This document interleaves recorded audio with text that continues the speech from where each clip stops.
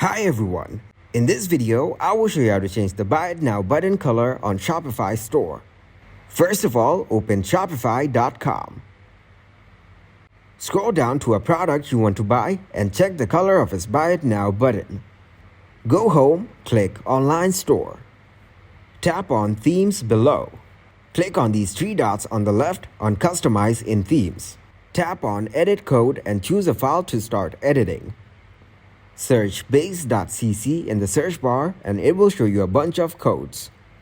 Scroll down all the way to the bottom of the page. Copy your 4-line color changing code and paste it at the bottom of base.css.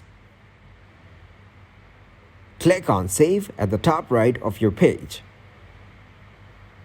Go to your selected product page and refresh it to check the color. By doing these steps, you can change the Buy It Now color on Shopify. If you guys got some value, make sure to leave a like and subscribe to the channel. Until next time, goodbye.